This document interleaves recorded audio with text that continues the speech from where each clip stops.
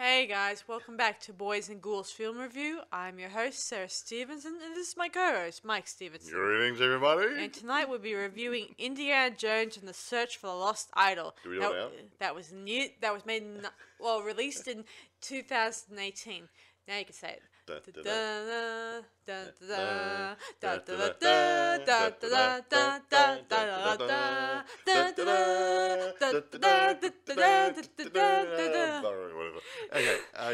Yeah, you get it, Enough don't you? before show. Okay, right. Yeah, sorry guys, we were just... We'll just have a giggle about it before we started. So, well, Yes. why not?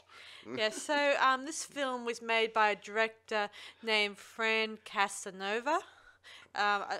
Not a bad name, if you ask me. Hey, we'll get into it a bit.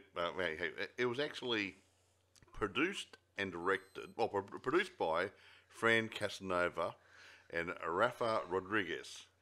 Fran went on to direct it, and Rafa acted in it. But they both wrote the original storyline, and the screenplay was by Fran Casanova. And this is one of the reasons why I like this, because they're really hands-on guys. I mean, Fran Casanova, as far as I'm aware, he was a director of photography. He's also doing the post-edit. So, yeah, these guys, and he did the cameo in it, in the movie as well. So, it's only a 20-minute long one. It's a mini-feature of whatever you want to call it, short film. Yeah, I know we've reviewed... We've reviewed, let me see, we've reviewed Marcel, some Indiana Jones film. Yeah, Marcel Cornelius. Marcel Cornelius. And then That we was moved, good. then we interviewed, reviewed B. Anthony Gibson's Indiana Jones, or Indiana Jones's movies. Yeah, they were the Bimini and the Appalachia, wasn't it? Yeah, that ones, yeah. And now we're on to our sort of a third review doing Indiana Jones. I think it's one of the shortest ones I've seen, but its shortness doesn't take away from the quality of the project. I agree. I mean, it showed, it had a lot of atmosphere. Oh yeah, well that's one thing this one had. I'm not knocking the other ones, please don't get me wrong, but this one, especially the first several minutes, there was no dialogue.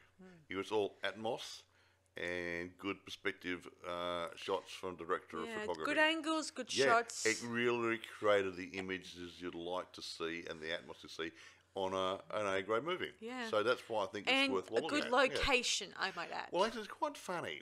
The movie's based in Tenerife in the movie storyline, and all the filming was done in Tenerife, which I believe is part of Spain. And these guys are Spaniards, or Spanish people. I'm just wondering whether they actually lived at Tenerife and it was just so easy to just go down the street and do the filming, or they'd been there for a whole day and say, hey, maybe this is a good place to make the film. Yeah, I don't know. I couldn't find any details. That's a good trivia thought, but unfortunately we couldn't find very much about that. It was filmed in Tenerife, it was based in Tenerife. Isn't that handy? Agreed. I would agree with you, Mike. So anyway, do you want to tell the story quickly, or the cast? The cast. Rafa Rodriguez plays Indiana Jones, as I said before. Now this is really confusing. There's a guy called Giovanni Ladamada, and he plays Signor Giovanni. There's no imagination here, is there, folks? Okay. Hey, you're allowed to put your a believable character using their real name. There's nothing wrong with that. Now, there's Antonia Maria, says La Secretary. It's in Spanish, you see. I'm just guessing it, so that's what... It's a Spanish version of Indiana Jones. I know what it is. I know, but I'm telling the audience out there, it's a Spanish version of it. Well, we can so say that when don't... we can finish it. I know, but they should know. It's subtitled. Okay. Anyway, there's another guy there, Jose Manuel Garcia. He plays Indy's friend. I gather he's the guy who shows up at the end and drives him away. And Fran Casanova plays a butler. Mayordomo. It could be the doorman. Yeah, it could be doorman. Yeah, I don't know. You could be right there. Aren't you clever? You know Spanish. Not really. I mean, I kind of guessed right away that he wore just. Well, if this is a man living in a nice estate, and no doubt you have a butler and a secretary. And no doubt you definitely have a guy doing odd jobs for you. Odd job. That's a guy in Goldfinger. Quite right. My mistake. Wrong guy. Wrong odd job. Anyway, do you want to get into the movie before we die of boredom? Well, no, we're having fun, aren't we? No, okay, you might be dying of boredom. I'm having a great time talking about it. Now, you may get in there and you can tell the storyline as you normally do, okay? Okay. Take it away, whatever your name is. Yes, sorry. Okay. So anyway, it takes place on the, what's the name of the island? Canary Islands, I believe. Canary Islands. Sorry.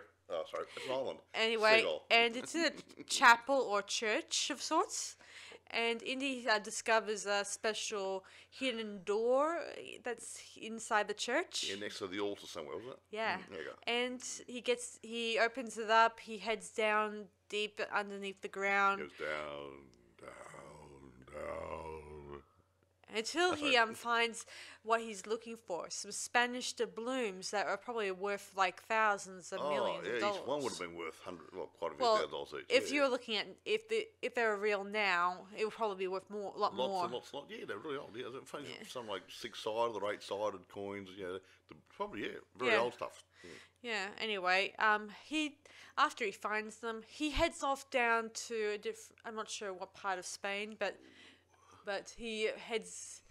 He goes somewhere to see Mr. Giovanni, and I believe it's set in Tenerife, but I don't know whether he's in Tenerife. Didn't they do a map job? Yeah, they did. So he flew somewhere to Portugal. No, he didn't flew it. He did it on a boat. Oh, on a boat, but didn't he go to Portugal or somewhere? Yeah. Yeah, went to Portugal after the island. Yes, he didn't fly. He rowed a boat. Okay, he rowed a boat then. Okay. Or he rode on the boat. Anyway. He went to Titanic or something. Okay. Shut up. Yeah, but he went to Portugal, I think. Yeah, I went to Portugal. Yeah.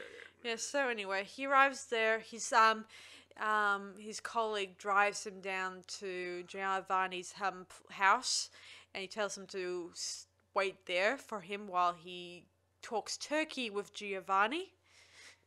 And all that. So he heads inside. He meets the secretary, the man, some of the men that Giovanni insists that he hands over his gun while talking to Giovanni. Just to make sure. It's, no trouble. No trouble. Actually, it really had overtones of the mafia, even though it was supposed to be in Spain. I wouldn't be surprised. Anyway, I imagine that he's doing this just like that he did in the Temple of Doom, giving them a red diamond and in exchange for another goodie. Well, actually, a rare artifact. Yeah, the remains of some old leader or something. Yeah, emperor, in exchange for a rare diamond. Yeah, so he did the same sort of thing here. So here's some goldy coin things. Yeah, and I want this hideous idol. Yes, or whatever. Hideous. The ashes of an emperor Chang, whatever. Anyway, moving on. So he meets Giovanni and they talk, and he then hands Indy a rare artifact that he got from Marrakesh that was from a French archaeologist. Hint, hint. Belloc.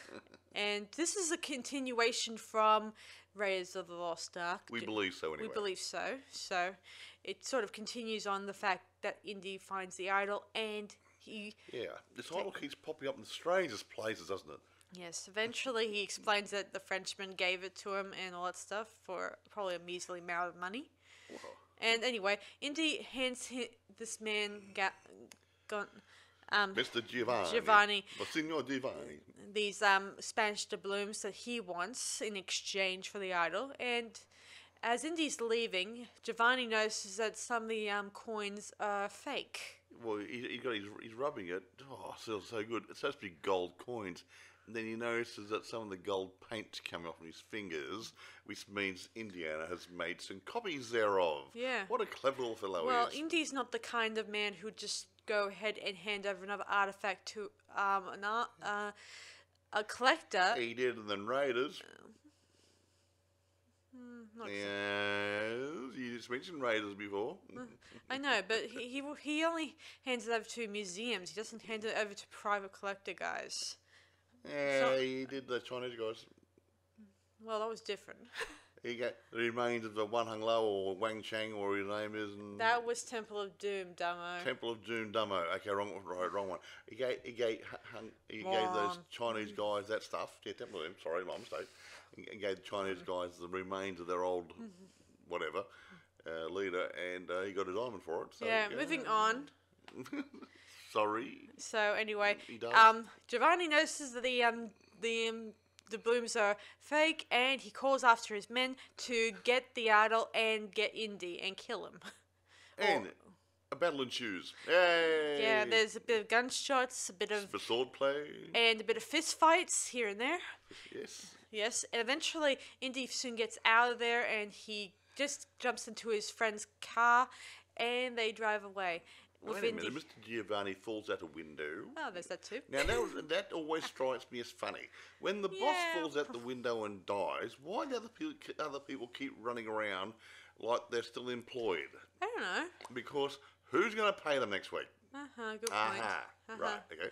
So anyway, Indy is back at the university, back at the museum, and the idol is among all the other idol stuff. And Indy is a bit happy that he's finally got one piece to give to the museum at long last. He got off. Unlike the other times, Indy's always giving up his artifacts to worthy causes or giving it up to the government because it's too powerful. You know the whole thing. Yeah, or like losing the it. Lost Ark and stuff. Yeah. Yeah. We're gonna put it away, so it will. Yeah. So Indy's always losing idols or bits and pieces. You got this nice little ugly idol. Ugly. It's not ugly. To Indy, it's an artifact, meaning it's wonderful. I'd rather melt the gold down and spend the gold, but okay. So anyway, Indy is a bit thrilled that he's finally got the recognition. I mean, his credibility for his find, and he heads off out of the museum, meeting a few nice women on the way. And they go, ooh, yeah. Just like... Well, he's not that good. He's not Harrison Ford. Hey, don't be rude about Raph. Raph's a good-looking man. Anyway, however, he looks good as a teacher, and just like some parts of Indiana Jones where it represents...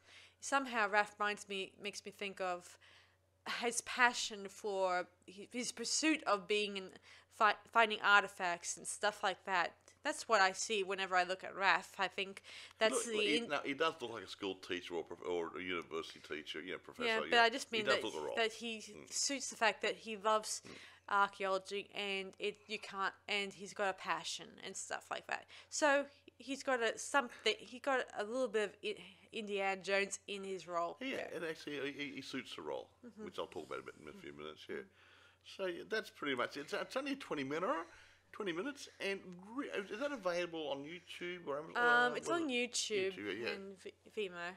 Yeah, Vimeo. Okay, good. It's really worth a watch. Only to show that. I mean, I don't know how much money they put into this. I couldn't find not much information, but for what it was, being a real short film, it really captured the story. I think. Agreed. And the style.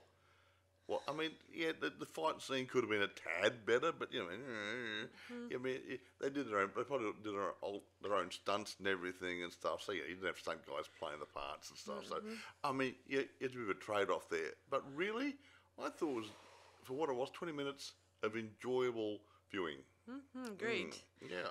Quite different from the last two we looked at, but no, well, they're different. This one's more of a. I'll say this is more serious. The one that Marcel Cornelius did was a bit more, I wouldn't say comedy, but more light-hearted, with a bit of comedy thrown in. Yeah, and Rick's was a bit more adventurous and really cool. And this one's more of an action drama, would you say? I would say so. Yeah, so... Showing another side to Indy that we neglected or haven't seen. Take on it, and this one just another idea. And I said, see this guy... Fran Casanova and Graffer Rodriguez. I mean, these guys could have made a feature-length film out of this and could have made a serious impact on the industry. But I agree. It's all about money, obviously, at the end of the day. But if you haven't got the money to make it, you can't make it. But but I got to admit, I do like the locations and the costumes and the you know, their vehicles they used for this. It looks so like it was back in the 1940s. They're quite believable. Yeah, not a modern building inside that, but that's Tenerife may be like that in some areas. It's an old area and some old Spanish buildings there and different things and old churches and stuff. So they use them. Yeah, it's interesting that. Now, what can I say about it? Yeah. Quite a lot. I like what I have to say sometimes. Yeah, he has a long thing to say. Sometimes I just wing it, but there's not. I can't find a lot of information out about this one because, yeah. Well, the last two we looked at, like, whenever you look at a fan film, it's very vague in the details. Sometimes you got to wing it and just say, well, your own personal interpretation. I can't say, hey, by the way, had all this information here, blah blah blah, and throw it at you. I haven't got that. So what I will do, I'll go through my interpretation of the movie. Now, it's 20 minutes. I think about the first 5 minutes, was it, when he was looking for the gear? 5 minutes? Yeah. There wasn't one word spoken. It was all atmos and perspective filming. And it wasn't boring. It was seeing the scene. We knew he was looking for something, so we were following him. Like, we will stand next to him and have a look what he was looking at. You know, I mean, that is, to me, a sign of a good director and a good DOP.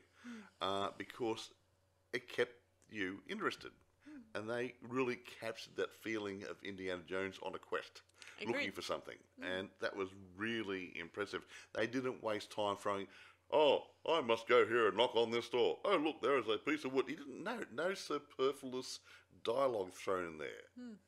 It's just, he comes up the wall. He looks at his book.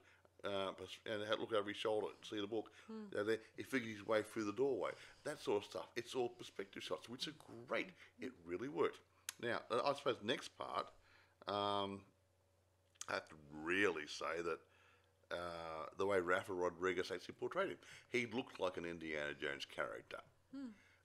He had I say age. I mean, he didn't look too young for the role. Didn't look too old for the role. Well, that's the interesting thing about Indiana Jones.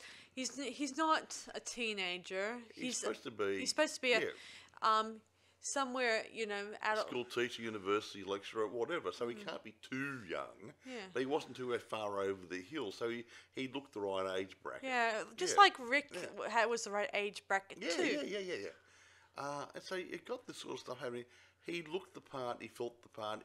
His mannerisms, his attitude, it really suited the role, even though it was a short role. It's just like when you try to cast James Bond and find the wrong actor to portray him. Well, look at Sean Connery. He made the best. And then the next guy was we won't mention George Lazenby because some people don't like him. Hey, I like him. I love George too. But the point is that next major one was Roger Moore. Now, they took it two different styles. They both for a bit of humour in it, where Sean Connery made it a bit more serious. He took it more seriously than Roger Moore did, and it showed in the style of acting towards the part.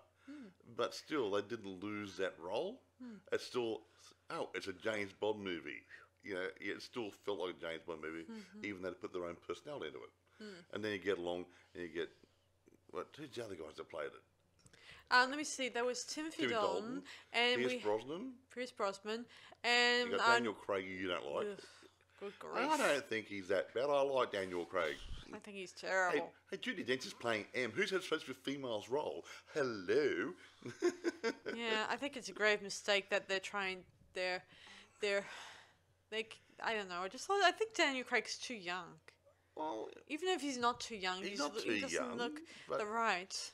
My only problem is something like that when you're picking people to get the right people. Now, okay, I know we're digressing to talk about James Bond now, but James Bond was supposed to be a Scottish naval commander, so you can't have him being played by somebody who is obviously not a Scottish naval commander. You can't put a Chinese guy in there, for argument's sake. An Asian. Being rude or anything. It just wouldn't work. So when you're lining up a role like an Indiana Jones, who's the guy in that Jurassic Park movie? What's his name? Chris Pratt, is it? Chris Pratt. Now, Chris Pratt. Now, if they're going to make another Indiana Jones movie now, and or a prequel, whatever, Indiana Jones, or continue it with a new actor, you get a guy like that who's going to suit the role. Because considering that Chris Pratt, he still looks a bit too young to be an Indiana Jones. Yeah, but he's getting older every day.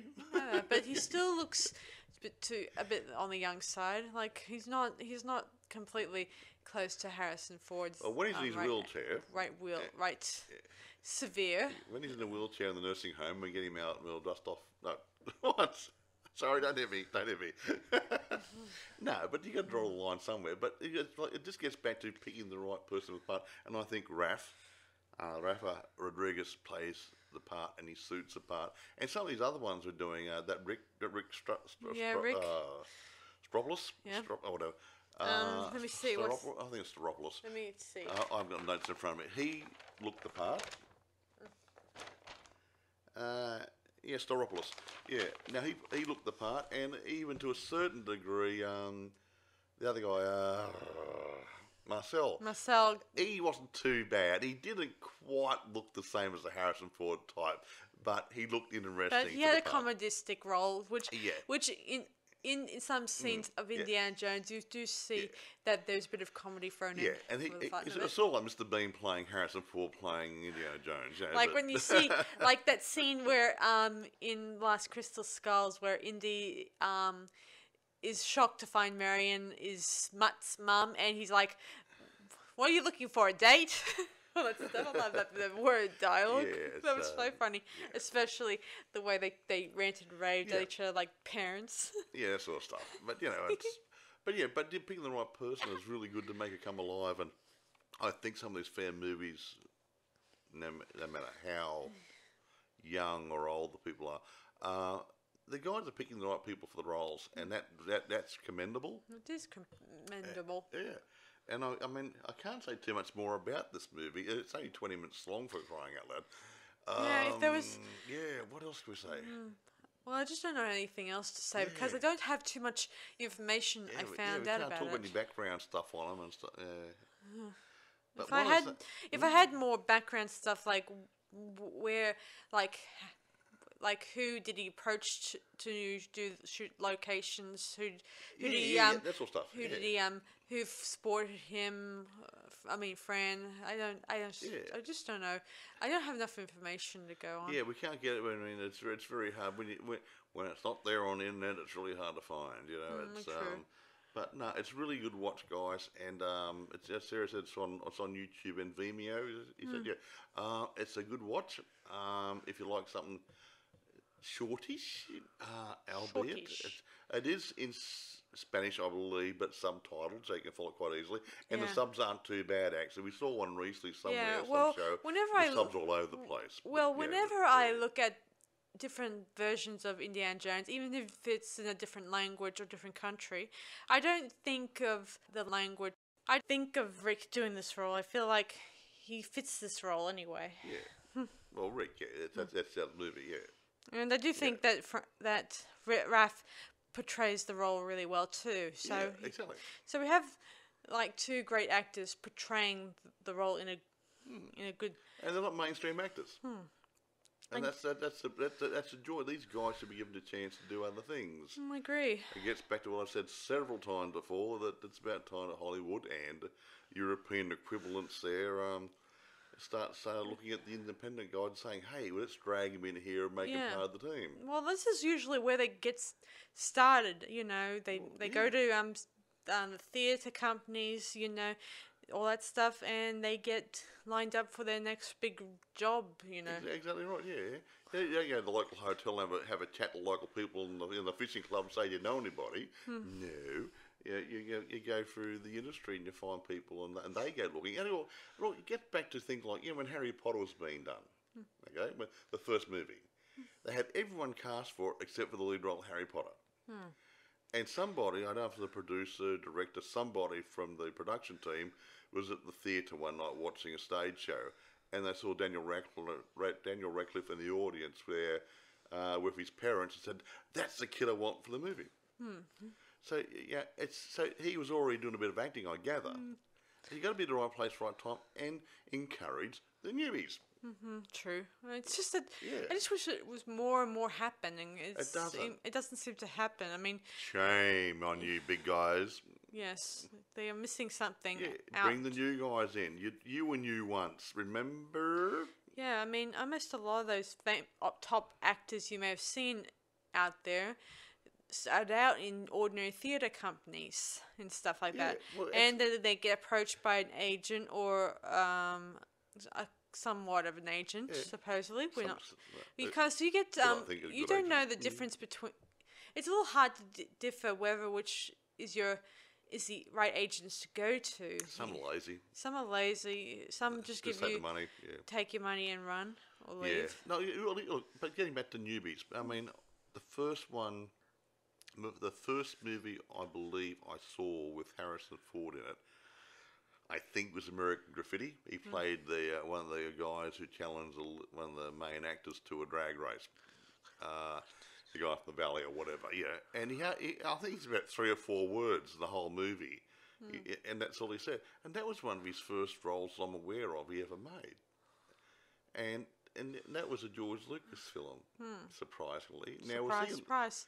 So who was he? Did he make friends with him? Did he know him? And he thought, hey, I saw him, I talked to him, and he got a great personality and kept him in mind for future jobs because he did Indiana Jones, he did Star Wars later on, he did all these other movies. I still think it's a bit weird that Harrison wanted to kill off one of his characters' roles. I mean, when actually he's been playing many different roles over the years, and it has not stopped anyone from thinking of him as. Sometimes you get the stage where past role. Sometimes it's about you got to put things to bed. And say, unless someone it's finished. Someone got into his ear and says that you're Han Solo, all that stuff. Well, he's not now. He's dead. You know what I mean, like he got killed by his son. Even though I think of him as in several different roles, even including that president in Air Force One. He played that. He played a president.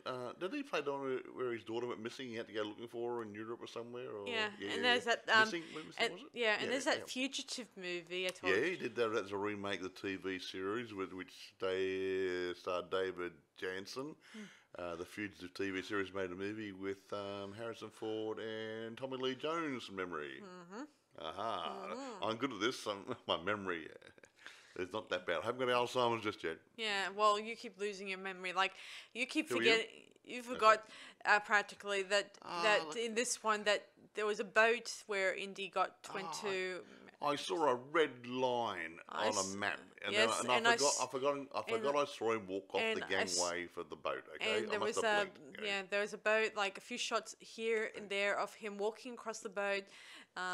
It's not actually Alzheimer's; it's a care factor. I really don't care. I do. I like to observe the things in this movie. I don't make as many mistakes as some of the other jokers do on these podcasts. Okay. Yes. Well, didn't someone get your name wrong? Yes. Okay, I haven't got your name wrong, Sally. Sarah. Don't be rude, or I'll bite you. Okay, no. All right, anyway. Enough of the jokes. What do we rate this movie as? Well, again, I like independence, and I think it shows imagination and dedication and talent. And I'm going to give this, I'm going to do another 9, 9.5. Yeah, 9.5, yeah. No, I'll make it 9. I could have been longer. 9. I'm going to give it 9.5 out of 10. Yeah. 2. No, it's good. It was a very good job, well done. And you can't go away from that.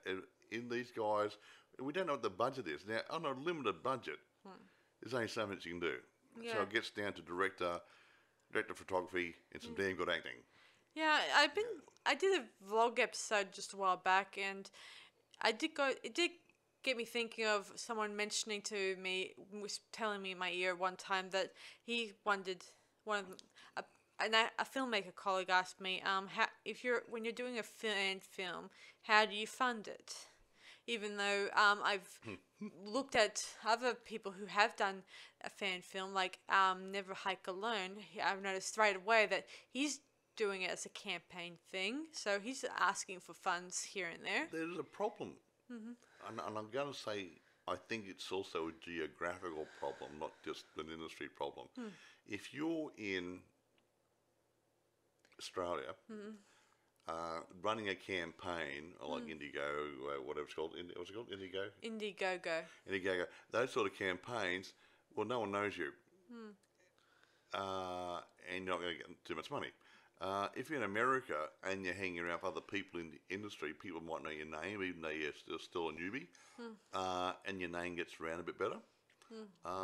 So, yeah, I think it blends a bit on location where you are. Well, it usually depends on the film project itself. If you're doing a fan film, say, like Indiana Jones one, people will recognize it by name and then know, this is something I want to get on board for. Well, that's true too, but, I mean, I tried to get some funding for you on one of your previous projects there, and I contacted major shopping chains, the head offices and everything else, and they even say they will put money to community activities and other good groovy things.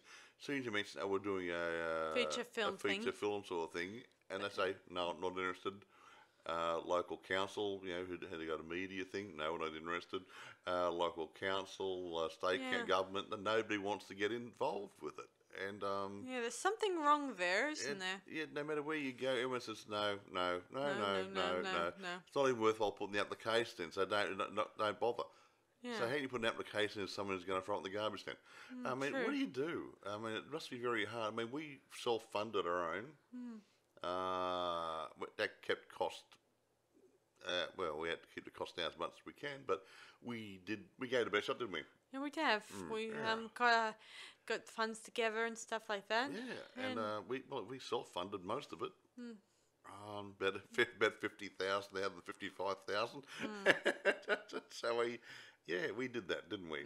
True. And we put it together. See, if you're really committed, you put your own money on the table too sometimes. Agreed. Yeah. So anyway, that's about it for us on this podcast. Anyway, we did waffle a bit, but there wasn't too much to talk about in this one. So we did want to make it sort of, hello, how you doing, bye. I'm sorry to Fran Casanova if this was weren't too much focus about this film project. We can't talk too much. There's nothing to talk about. All we can say is how good it was. True. See, Fran, hey, we have Fran. I like to think you speak English, so you might be listening to this. Yeah, so I hope that you guys have a special subtitle where you are, so you can hear our review. Well, somebody might translate for them. Yeah, No, Fran, you've done a really good job. You and Raf, amazing. I would love to have seen a feature length along these lines. I think you guys really had some magic happening. Agreed. So thanks for listening to this podcast, guys. This is Sarah Stephenson. And Michael Stephenson. Wishing you unpleasant dreams.